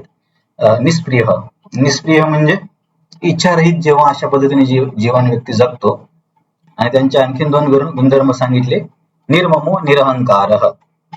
निर्ममो निरहंकार म्हणजे मम म्हणजे माझं, म्हणजे शरीर माझं आहे आणि शरीराशी निगडीत वस्तू माझ्या आहेत, की मी वडील आहे आणि हे मुलं माझी आहेत. जे भक्तीमध्ये आपण वेगळ्या पद्धतीने विचार करतो, पण भौतिकवादी व्यक्तींचा विचार काय असतो त्यांच्या स्तरावरती, मी वडील आहे, मुलं माझी आहेत, किंवा मी या कंपनीचा मालक आहे, संपत्ती माझी आहे. हे निर्ममो या अहंकार आणि ममतेच्या भावनेपासून व्यक्ती जेव्हा मुक्त होतो तेव्हा त्याला काय मिळतं? स शांतीम अधिगच्छति, शांती मिळते. तर शांतीचा अर्थ आपण परत आनंद घेऊ शकतो किंवा आत्मज्ञान, आत्मज्ञानाची या व्यक्तीला प्राप्ती होते किंवा हा व्यक्ती ज्ञानयोगासाठी पात्र होतो. जसं आपण आधी चर्चा केली की निष्काम कर्मयोग केल्यामुळे व्यक्तीच्या मनातील इच्छा संपून जातात आणि जेव्हा मन शुद्ध होतं तेव्हा त्याला ज्ञानयोगाची पात्रता मिळते. तर इथे बघा, या व्यक्तीच्या सगळ्या इच्छा संपल्यात आणि वर्णन आता आपण निष्काम कर्मयोगाचं ऐकलंय. तर या श्लोक नंबर 71च्या स्तरावरती हा व्यक्ती ज्ञानयोगासाठी पात्र होतोय, कारण विहाय कामान सर्वान, सगळ्या कामना त्याच्या निघून गेल्या, तर त्याला आता आत्मज्ञान मिळणार आहे. प्रभुपादांनी तात्पर्यात काय सांगितलं? भगवंतांच्या इच्छा पूर्ण करणे म्हणजे खरा इच्छा त्याग. प्रभुपादांनी भक्तिमय स्पष्टीकरण दिले की इच्छांना पूर्णपणे संपुष्टात आणणं शक्य नाहीये, कारण आपण जर जिवंत आहोत तर काही ना काही इच्छा असणारच आहेत, परंतु त्या इच्छा भक्तिमय कराव्या, तोच खरा इच्छा त्याग आहे. किंवा जी बुद्धिस्ट फिलॉसॉफी आहे, बुद्धांचं तत्वज्ञान, की सगळ्या इच्छा शून्य करा, तर त्याला वैदिक मान्यता नाही आहे, कारण वेदानुसार किंवा भक्तीनुसार शून्य होणं शक्य नाहीये. इच्छा आपण काय म्हणतो की संपवण्यापेक्षा त्या इच्छांना परावर्तित करा, हा भक्तीचा मार्ग आहे. मी शरीर आहे आणि शरीराशी निगडीत गोष्टी माझ्या आहेत या भावनेतून मुक्त होणे, स्वामित्वाची भावना नाही ठेवली पाहिजे. खरा स्वामी कोण आहे? तर कृष्ण आहे, हे समजलं पाहिजे. असाच हे समजावून सांगणारा एक श्लोक आहे 5.29, त्याच्यावरती प्रभुपादांनी इथे पण थोडी टिप्पणी दिली, तुम्ही नंतर वाचू शकता. भोक्तारान्यके तपसाम सर्वलोक महेश्वरम सुहृदम सर्वभूतानां ज्ञात्वा माम शांतीम रिच्छति. शांती कशी मिळवायची तिथे पण सांगितलंय. आणि हा व्यक्ती मग इंद्रिय भोग, मग असा प्रश्न येईल की याच्या सगळ्याच इच्छा संपून गेल्या तर मग हा जिवंत कसा काय राहणार?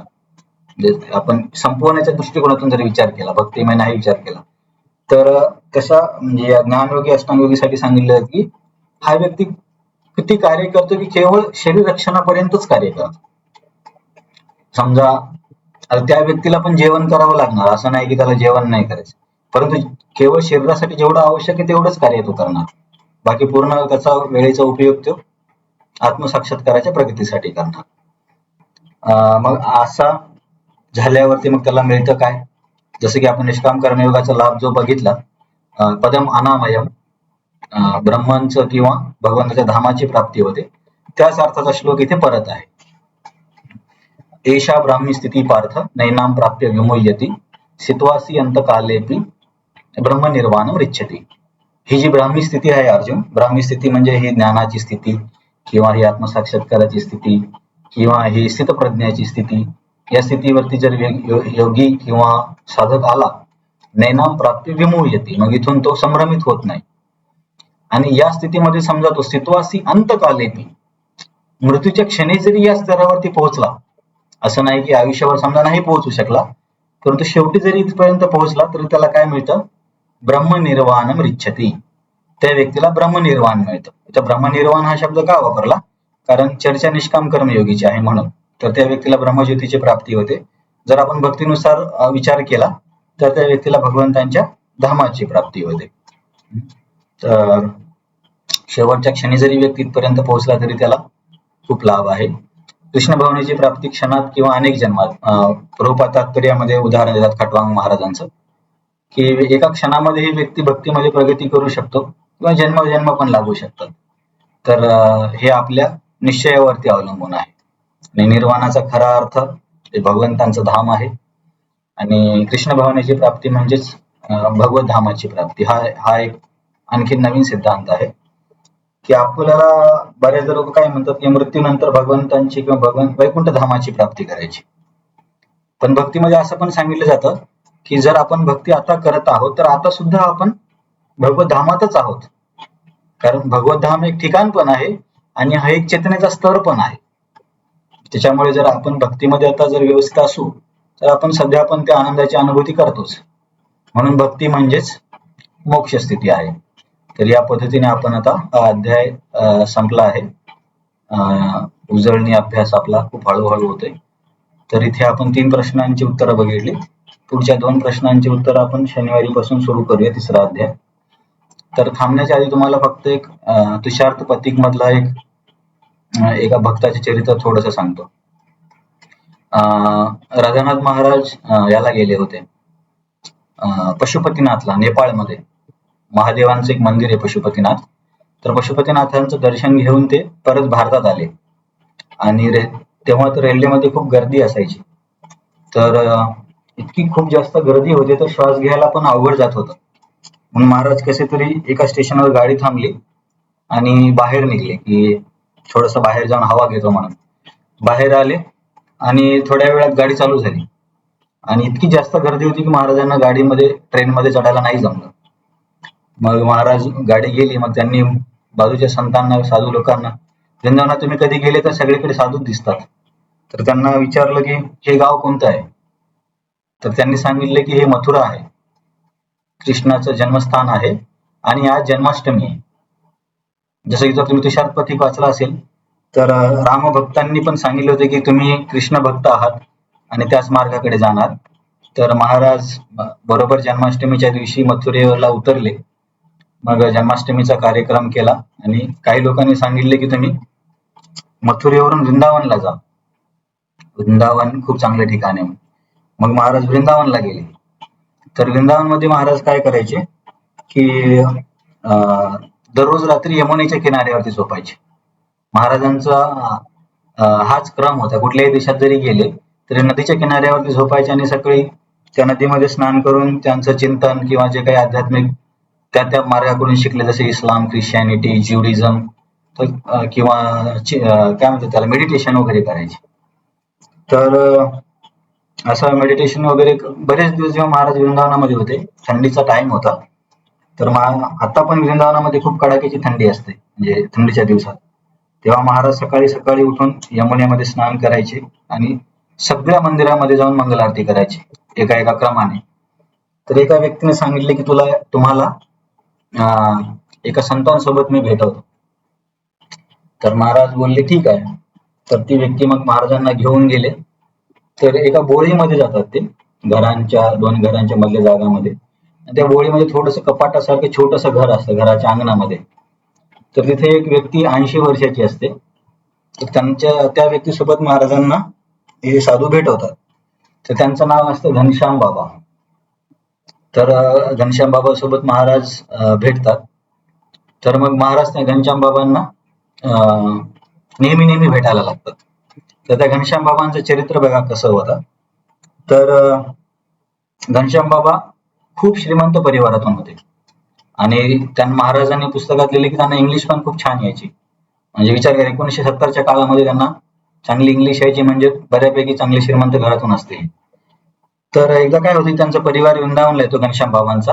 मी स्टोरी मागे सांगतोय. तर तेव्हा वृंदावनात आल्यावरती घनश्याम, तेव्हा त्यांचं नाव बाबा नसेल, घनश्याम असेल.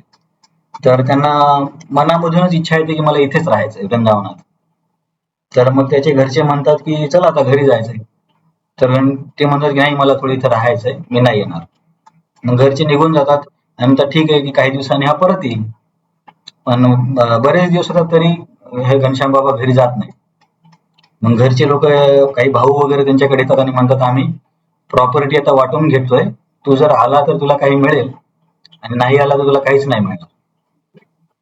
तर घनश्याम बाबा बोलले ठीक आहे, मला मला नको काही. आणि घरच्यांनी त्यांना काहीच प्रॉपर्टी दिली नाही.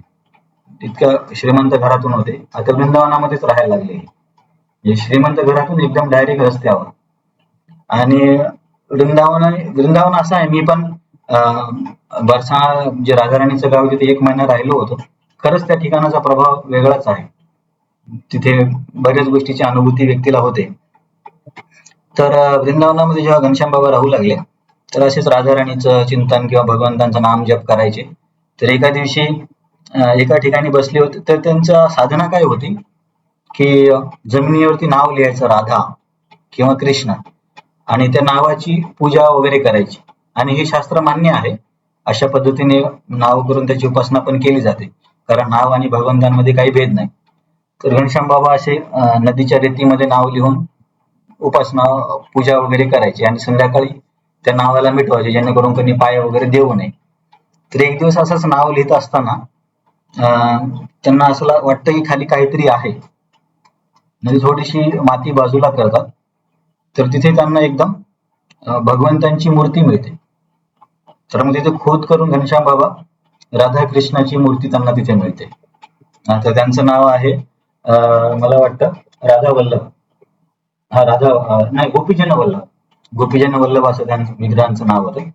हे गोपीजन वल्लभ विग्रह घनश्याम बाबांना मिळतात.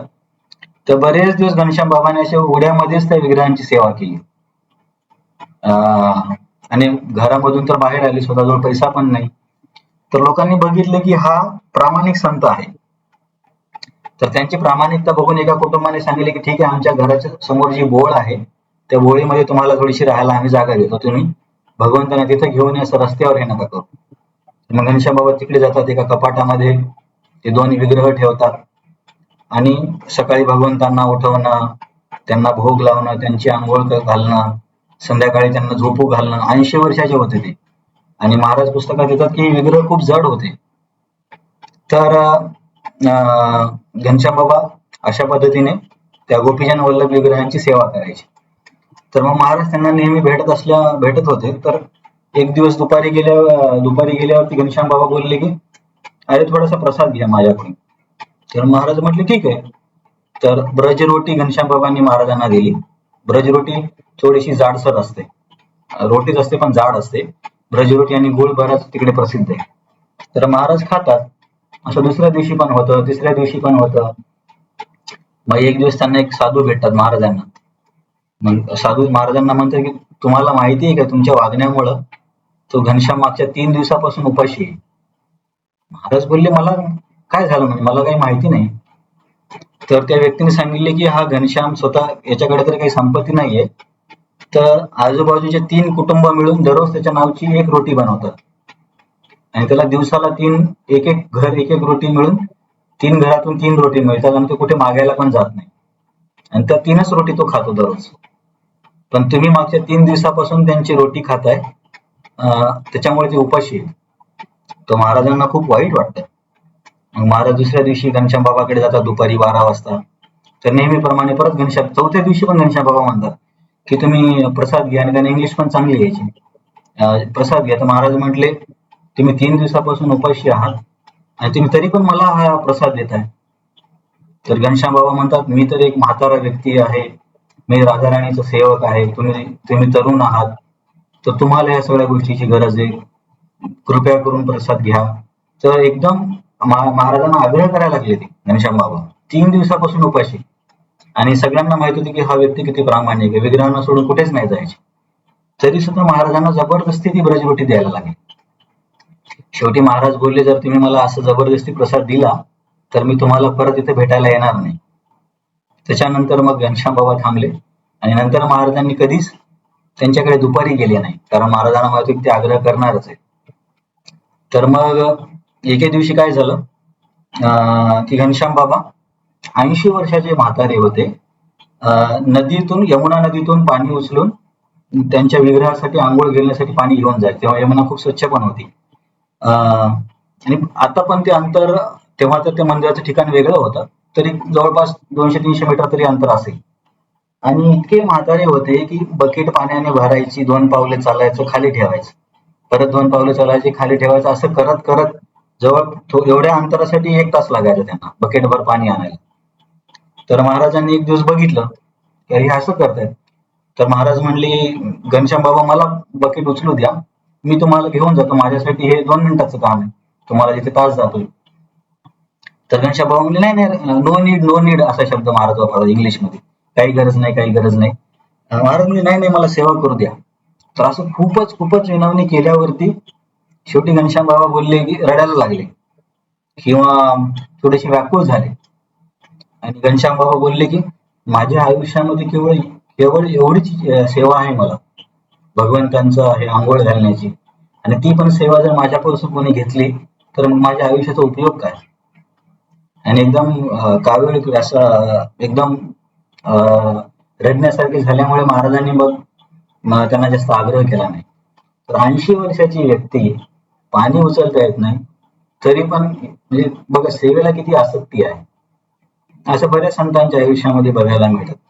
मग परत एका दिवशी काय होतं की घनश्याम बाबा बोलले की रात्रीला माझ्याकडे झोपायला आहे. महाराज घनश्याम बाबांकडे जायचे झोपायला. तर संध्याकाळी गेल्यावरती संध्याकाळी काही विग्रहांना झोपवलं जातं, मंदिरामध्ये पण विग्रहांसाठी एक बिछाना बनवला जातो आणि त्याच्यावरती त्यांना झोपवलं जातं, फुलांची शय्या बनवून. तर हे विग्रह खूप मोठे आहेत. आता पण जर तुम्ही कधी वृंदावनला गेले, आता पण घनश्याम बाबाचे विग्रह आहेत तिथे. मला वाटते मूर्ती कमीत कमी 3 ते 4 फुटाची असेल, भरपूर 20-30 किलो तरी असेल एका मूर्तीचं वजन. तर या 80 वर्षाचे असल्यामुळे यांना विग्रहांना उचलून झोपवून नाही घालायला जमायचं, कारण अशक्त झाले होते. त्याच्यामुळे ते काय करायचे, विग्रहांना उठले म्हणजे उभे असणाऱ्या परिस्थितीमध्येच झोपण्याचे मंत्र बोलायचे. तर महाराज आल्यावरती महाराजांना म्हटलं, तुम्ही मला थोडी मदत कराल का, मला विग्रहांना झोपी घालायचं. तर महाराज म्हटले ठीक आहे. तर मग दोघांनी मिळून विग्रहांना झोपी घालायचे दररोज.